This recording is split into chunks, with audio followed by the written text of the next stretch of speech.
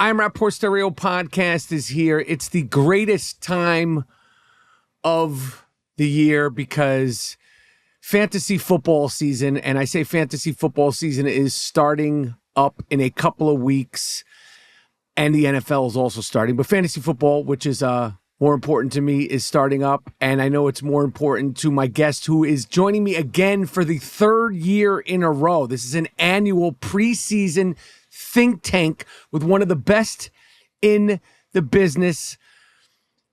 I appreciate you taking the time. I know it is a busy, crazy time. Dave Kluge of the Football Guys is in the place to be, in the house, footballguys.com, and you can follow him on Twitter at Dave Kluge, Kluge. He's hosting 9 shows a week where he's giving you all his insight. Dave, I appreciate you coming back again with me on the I Am Rapaport Stereo podcast.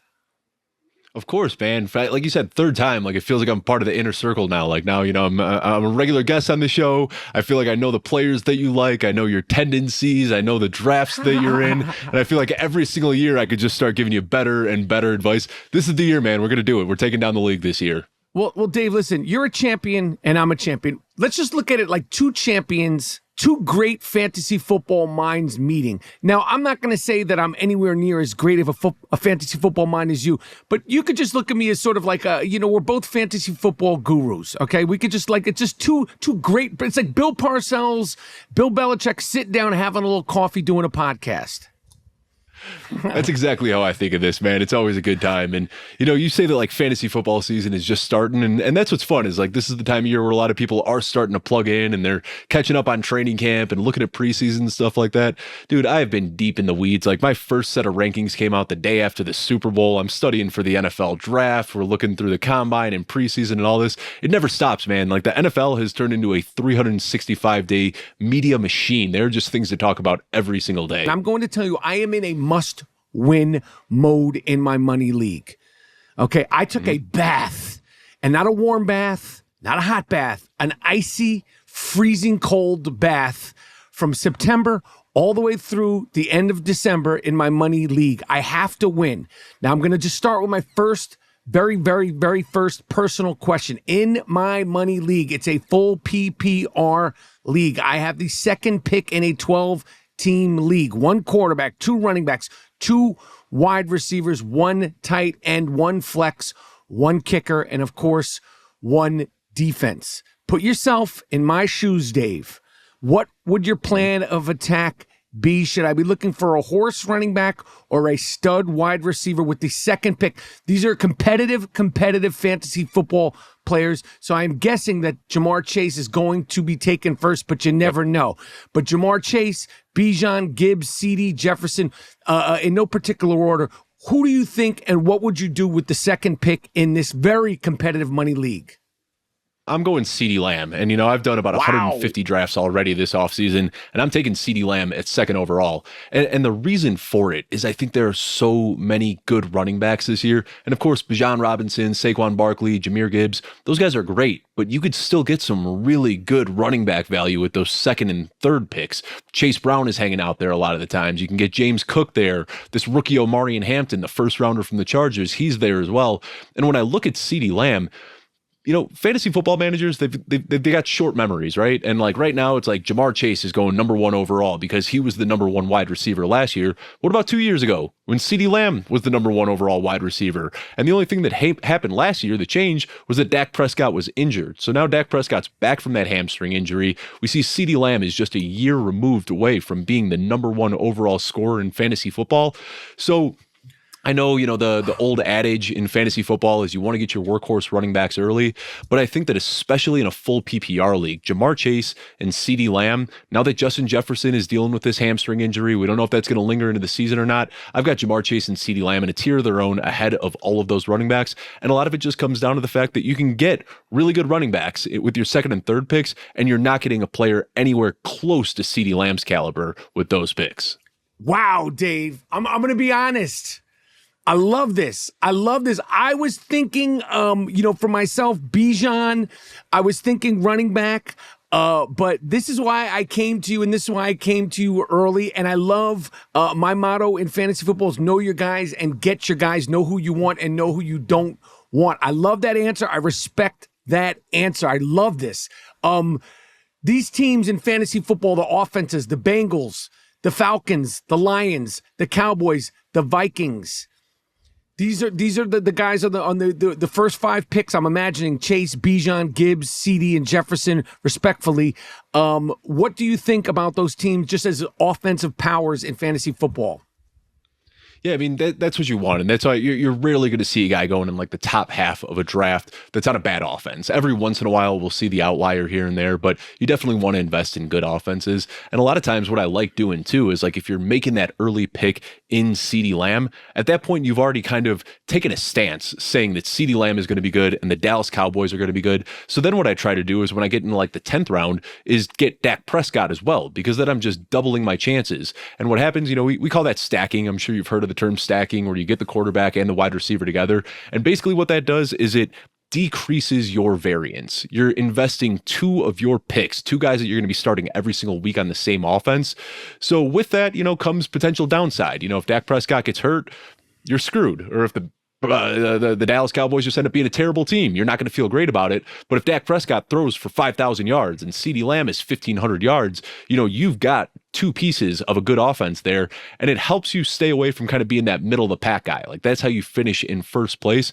So the Cowboys, I think they're going to be a good team. They finally got Mike McCarthy out of the picture. Brian Schottenheimer, I like what he's doing there. They've got George Pickens now. This is the first time that we've really seen like a good wide receiver 2 alongside CeeDee Lamb. And then you look at the backfield as well. It's terrible, man. Like Javonte Williams is already banged up. Miles Sanders looks like dust at this point in his career. They've got this rookie, Jaden Blue, or there's a little bit of excitement about him. But when I look at the roster, they're just going to be throwing the ball nonstop. And I think CeeDee Lamb is the guy that can easily walk into a role where he's seeing 180 plus targets. Man, Dave, you're blowing my mind. I love this so much. Last year, there were landmines in the first round. I texted you a few times on Sunday mornings in just distress.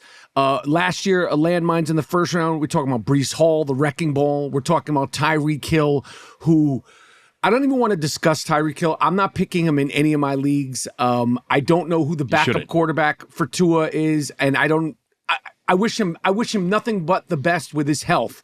But who do you see as landmines, this year in the top 10, top 20, 30, that are you concerned about that you would kind of like red flag already? So I'm, a self-proclaimed nerd, and all the nerds are saying Saquon Barkley because they're like, oh, look at how many touches he had last year. He's going to break down. He can't do it again. I'm not buying into that. I think Saquon Barkley is an outlier. I mean, this guy is just a freak. I think he's going to be fine. I think we might see them intentionally reel back his workload a little bit so he's 100% fresh in the playoffs. But Saquon Barkley is the answer most people expect. That's not who I'm going with. Amon-Ra St. Brown is the guy that I have not drafted once so far this year. And I think he's a very, very good player, but we've got a lot of changes happening in Detroit this year. Mainly Ben Johnson now coaching the Chicago Bears instead of being the offensive coordinator. And if you look every Ben Johnson offense throughout his career, you can go back to the Brian Hartline days, like Brian Hartline, Jarvis Landry, Danny Amendola. He has always focused his offense around the slot receiver, and that's why Amon-Ra St. Brown has been so good over the last couple of years. Now with Ben Johnson out of the picture, I look at Jamison Williams there, I look at Sam Laporta, Jahmyr Gibbs, David Montgomery. They have so many good weapons on that offense. I don't think the offense is going to flow through Amon-Ra St. Brown. And he's not a really efficient player. He's a player who has always made up for his production by getting a lot of volume. So if you just shave a little bit of that volume off the top, that's the difference between being a top 5 receiver and being a top 15 receiver. So people are still paying up with him for a first round pick. I am passing on Amon-Ra St. Brown, and I will much rather draft Jamison Williams late, who is a very efficient player. You just push a few more targets his way, and he's got an easy path to being a top 10 wide receiver. Dave, you're getting me so ready for fantasy football. I don't even think you understand how much I appreciate this, man. It just takes, it's like out of the cannon. Let's shift to quarterbacks, okay? What camp are you in this season for quarterbacks? What kind of quarterback are you looking for? Where are you looking to draft quarterbacks? I know you got to let the draft come to you, but just in general, where are you at with quarterback, and where are you at, and what round are you looking for quarterbacks? And is there anybody you'd go for early? No, there's no quarterbacks I'm paying up for this year. Like, I'm going to wait and wait and wait and wait. I mean, a lot of the drafts that I do this year, I'm drafting 3 or 4 guys on my bench, like extra running backs and wide receivers, adding depth to those rooms before I'm even looking at the quarterbacks. And, you know, Josh Allen, Lamar Jackson, Jaden Daniels, these guys are great. But to get them this year, you got to pay up for them with like a 3rd-round pick. And in the 3rd round, you're passing on guys like Omarion Hampton and Travion Henderson, you know, rookies that can win your league for you. You're passing up on these wide receivers that can give you 25 points per game. So this year, we've seen a big change in the quarterback landscape. You know, last year's draft class was loaded with all these guys that came in. J.J. McCarthy, Drake May, Jaden Daniels, Caleb Williams, and now we got Michael Penix finally starting this year. So you've got a lot of young guys that you can target late. Now, the tough thing here is, like, I don't know who the guy is going to be, but every single year, there's guys that pop up that went undrafted that end up being league winners. Last year, we saw Baker Mayfield be a top 3 guy. We saw Jared Goff be a top 8 guy. So this year, I don't want to pay up for the early guys. And then a lot of other people fall into the trap where they're like, all right, I got my 2 running backs, I got my 2 wide receivers. Now I need to take a quarterback. And that's how you see guys like Jared Goff and Baker Mayfield, who were good last year, but now they're getting pushed up in drafts this year. And I don't want anything to do with that. I'm just going to wait. And I find myself drafting a lot in that Dak Prescott, Justin Herbert, Caleb Williams, Drake May, Trevor Lawrence range. And again, I don't know who the guy is going to be. And the guy that I draft might just be a placeholder for a few weeks. If you're going to take this approach, what you need to do is be active on the waiver wire. Drake May, for instance, might not go drafted in a lot of drafts, but last year he was 6th among all quarterbacks in rushing yards per game. So that's a guy I want to draft late in my round, in my draft, knowing that he could be that breakout guy, but it might not be him. It might be Cam Ward, who's not going to go drafted in a lot of leagues. Who knows? He might be better than we expect. You pick him up off of waivers. Bryce Young last year, over the final 4 weeks of the season, was the #1 scoring quarterback in fantasy. Maybe now that he's got a good wide receiver in Tedero McMillan, he takes that step forward. So it's hard for me to plant a flag on one guy saying this is going to be the breakout quarterback, but I think that it just makes sense to pass on all of the early quarterbacks and throw darts at Jordan Love and J.J. McCarthy and these young guys that have potentially untapped upside. Okay. You mentioned teams that you think are going to thrive offensively. Last year, I drafted DJ Moore and obviously Chicago, which you are very familiar with. They struggled offensively. What teams this year are you concerned about just in terms of fantasy football and offense and putting up points across the board? The Dolphins, man. I just think they're one of the softest teams in the NFL. And again, you know, you just talked about Chicago. I don't know if you saw, but they're Chicago and Miami. They were doing a joint practice together a week ago, and they had to call the practice off early because they said that Chicago was being too physical. And then they play against each other in the preseason game, stuff them 4 times in a row at the goal line. I mean, I think Mike McDaniels is on the hot seat. I don't think he's going to make it through the end of this season. Just the way that they are playing football right now, they are not a physical team. And now these guys that have relied on their speed are getting a little bit older and they don't have that same speed anymore. Tua Tagovailoa, you could tell by the play calling, they're terrified about him taking a hit. They don't want to see him on his back at all. So they're throwing these little dink and dunk 2-3 yard passes, trying to get the ball out of his hand as quickly as possible. That offense has a lot of names that we know. Tyreek Hill and Jalen Waddle. Darren Waller is there now, which I think a lot of people don't even realize. Devon Achane. And I get it. You know, there's a lot of big flashy names there, but that is one of those offenses I'm completely overlooking. Then the other one that I think is kind of obvious is the Browns. You know, they've got some names there too, Jerry Jeudy and David Njoku and Cedric Tillman. But man, you look at that quarterback room, I don't want to have to rely on Dylan Gabriel or Kenny Pickett or Shadur Sanders to be making sure my guys are getting points on a weekly basis.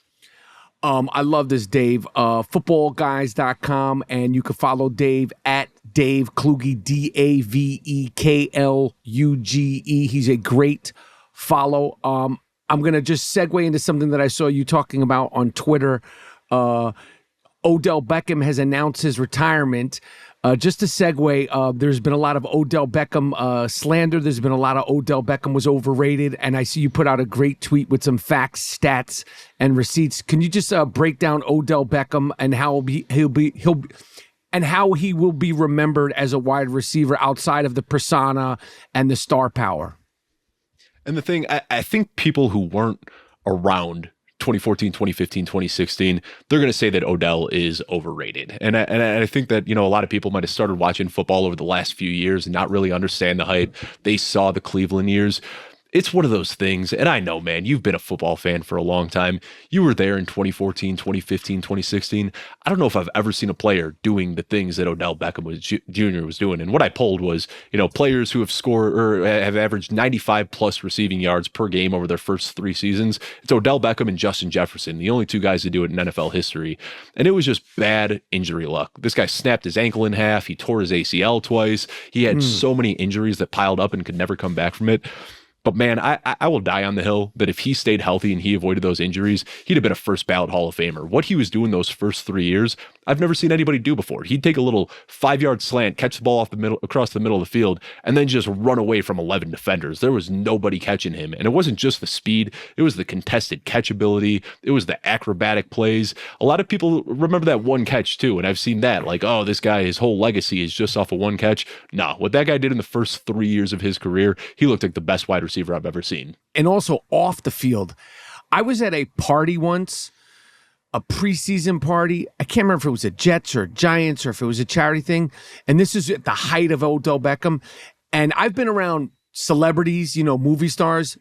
And Odell Beckham, the way people were just tripping and following him is up there with some of the biggest movie stars that I had ever seen in his prime, especially in New York. And it was like Michael Jackson or something crazy, like Justin Bieber,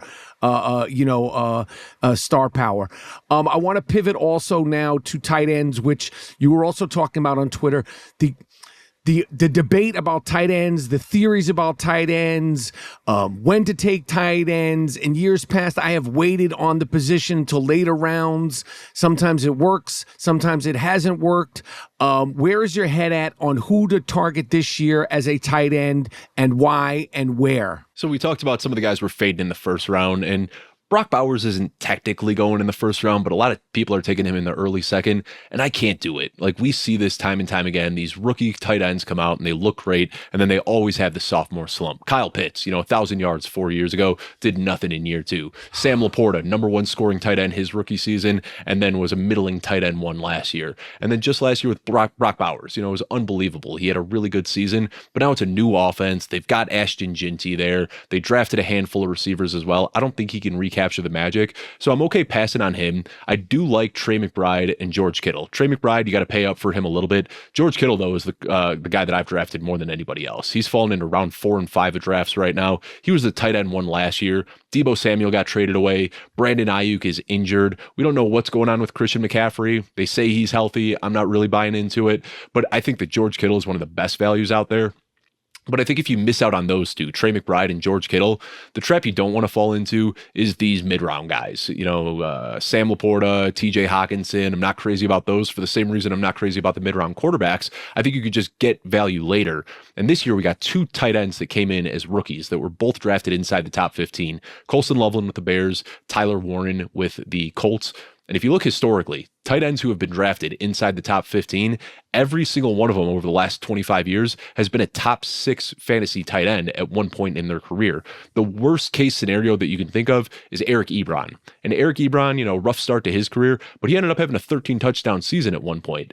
I think both of these players are better. So the best case scenario here is that you're getting a guy that can do what Sam Laporta did his rookie year and just be the number 1 scoring tight end. But these are young, hyper athletic guys who can be mismatches all over the field. So those are the guys that I really like drafting. But then there's a few other guys that you can get later too. Tucker Kraft. I'm a big Tucker Kraft fan.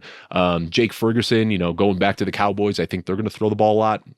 And then there's this rookie on the Jets, Mason Taylor. And I'm always a big fan of betting on NFL bloodlines. His dad, obviously, Hall of Famer, Jason Taylor. His uncle is Zach Martin. So he's got an uncle and a dad who are both going to be NFL Hall of Famers.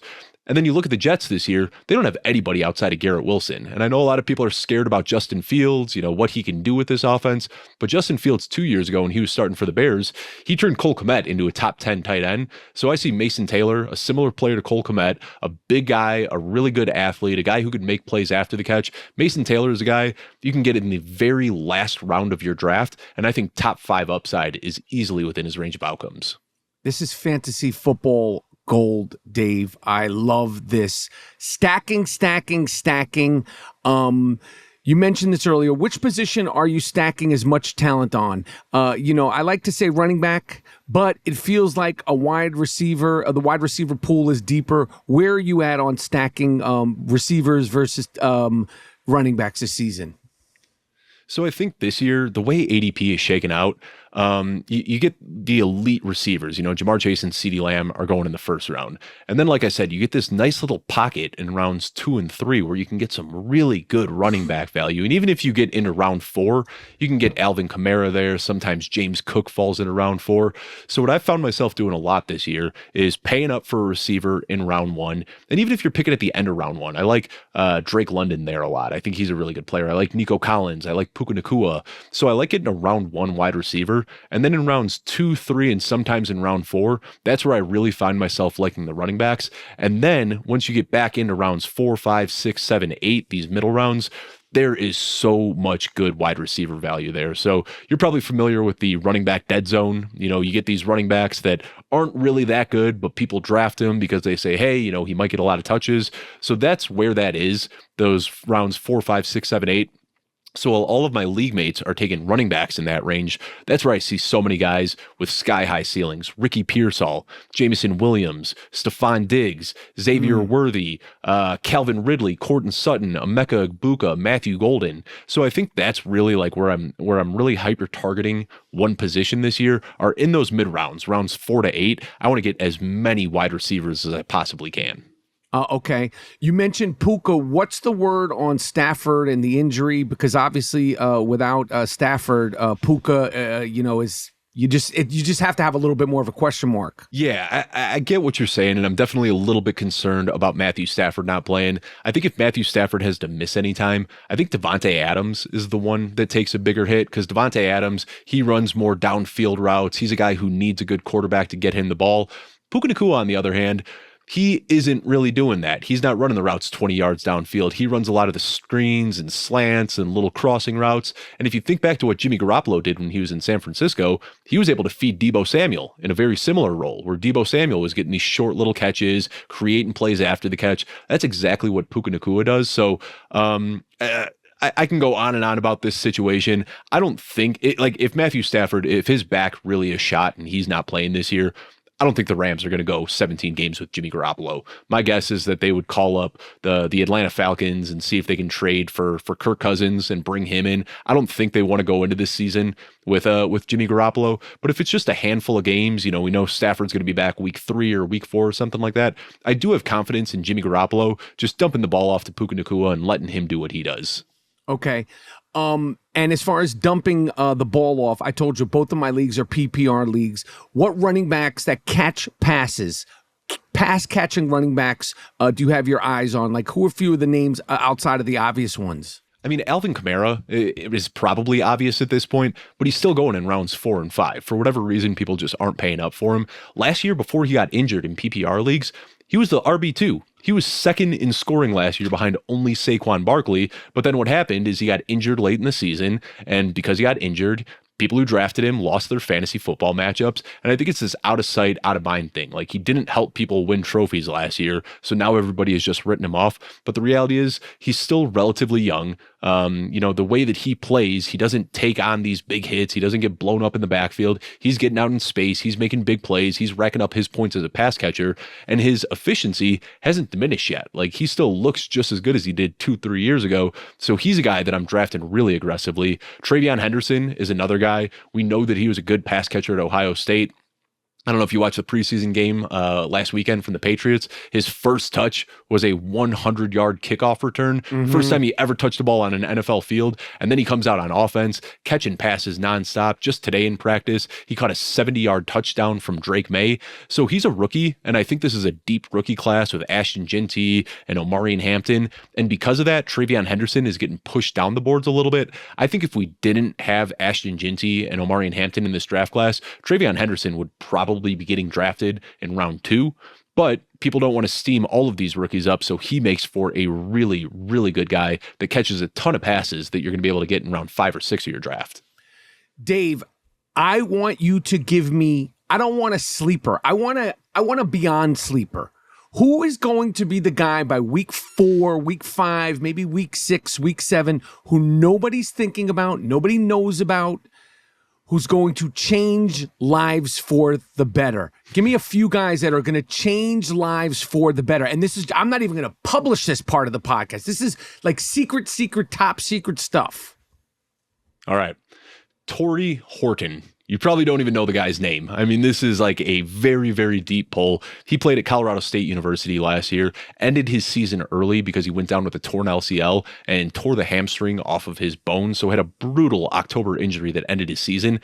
This dude came back in March for the NFL Combine and ran a 4.41, just a few months removed from tearing his LCL. And he's a player that I just love. And he came out of a smaller school, so he didn't get a lot of the buzz that you'd expect. But he went out and smoked the combine. His athleticism is in the 97th percentile. And here we are. He got signed by the Seattle Seahawks. And in the first depth chart that came out, he was already ahead of Marquez Valdes-Scantling. And I know that doesn't sound like a huge hurdle to clear, but this is a day 3 wide receiver who has already established himself as the wide receiver 3 on the team. And now I'm going to nerd out for a second, so bear with me. Please, the more nerdier, the better. Clint Kubiak is the offensive coordinator for the Seahawks now. This is his first year with the Seattle Seahawks. Last year, he was with the New Orleans Saints. Now, there's the X, Y, and Z receiver. The X receiver last year for the New Orleans Saints to start the year was Rashid Shaheed. And if you remember, Rashid Shaheed was red hot to start the year, ended up getting injured and out for the season. So they went out and they traded for Marquez Valdes-Scantling in the middle of the year. Marquez Valdes-Scantling is not a good player, but they dropped him into that X receiver role. In his first 3 weeks with the team, he had 242 yards and 4 touchdowns. So this X receiver in Clint Kubiak's offense, it needs to be a fast guy who can get behind defenses and rip off big plays. So you look at the Seattle Seahawks right now, they've obviously got Jackson Smith-Njigba, and they've got Cooper Kupp. Both of those guys are slot receivers. We'll see Cooper Kupp move out to the Z occasionally, but Torrey Horton is a guy 6'2", tall and fast. He's going to play that X receiver role. So a guy that nobody's talking about right now, his ADP is like 280, unless you're in a super, super deep league, you're not even thinking about him. But he's a guy that I think by week 2, week 3, week 4, people are going to see him and start picking him up. And he's a guy that I'm just willing to draft in the last round of my draft. So I don't have to worry about that bidding war. I love that. I love that. I believe in real fantasy. I believe in real football, defense wins championships, and I believe in fantasy football, defense wins championships. Which defenses are you most excited about or most fearful of for your teams to face this season? And who would you want to be your starting defense, and how high do you normally go on defenses? So this year, I really like the Philadelphia Eagles, and I'm not telling you anything that you don't already know, but I'll reach for them a couple rounds early. A lot of people say, save your last round for the kicker and the round before that for the defense, but I'll go maybe 2-3 rounds early to get the Eagles. First of all, this is a team that knows how to manage the clock on offense, so they're not going to have the defense out there a bunch. When they're on offense, they are slowly marching down the field. They're bleeding the clock, so there aren't a lot of opportunities for teams to score against them. They've also got one of the best defensive fronts in the NFL, so they're going to generate a lot of sacks. They're going to generate a lot of turnovers as well. And those are two things that I want, are sacks, turnovers, and then, of course, if they're not giving up a lot of points as well. So the Eagles are the team that I find myself pretty happy to pay up for. All right, Dave, this is awesome. I appreciate this so much. Let me ask you a question. How many leagues are you in, and what is your most competitive league? That's so first of all, I do best ball, and I don't know if you do best ball drafts or not. They're not like real fantasy football leagues. You pay money and you draft a team, but then it automatically sets your lineup every single week. So that's kind of where I get my reps in. Like, that's where I do a lot of practice, and I'll do about 200 of those, but there's no in-season management on that. I also do a lot over on the NFFC, which is a high stakes tournament website. So those buy-ins for those leagues are $350. I'm going to do about 10 of those this year. And what that is, it's a tournament where you're playing against a bunch of other people with a grand prize of $250,000. So I do a lot of those tournaments. My biggest league that I'm in, though, is a $1,500 buy-in with 9 of my buddies. So we do that one. No prize for second place, third place, most points or anything like that. It is winner takes all. So that's a nice little pay to have. Yet to win that one, but hoping that I can take it down this year. But in total, when it comes to like the amount of leagues that I have to manage in season, first of all, remember this is my job. I don't have a day job that I'm doing this on the side of. So I'm in this year, it'll be about 35 or 40 leagues that I'll be playing in. Wow, that's crazy. But I have to imagine the one with your friends for the money, and I'm sure all your friends are serious fantasy football people if they have you in the league. I'm sure that's the one. There's always the one league that it gets the heart rate up a little bit more than the other ones because of you just want to beat and stick it and stuff it to the other guys. And that's the one that I really care about more than anything else. And as we got older, I put this league together. This is year 19 that we're doing this now. And I go back home every single day, Labor Day weekend, and we draft in person. This is all of my best friends in real life. And, as we started getting older, we all graduated college, started making some more money. We were up in that buy-in every single year. Then there was one year where things got messy. There was a trade that some people didn't like, and it almost fractured the friendships. So we said, all right, guys, we're going to drop the buy-in down to $50. Bragging rights, a $50 buy-in, have a little skin in the game, but not too much. But yeah, this is the one, we stand up in each other's weddings, we're the godfathers to each other's children, and we still get together for this draft every single year. So yeah, that's the one that I care about most, even if there isn't a lot of money in it. All right. Well, I appreciate this fantasy football gold. I appreciate you answering all my texts during the season. Trust me, I will be hitting you up early in a Sunday morning frenzy.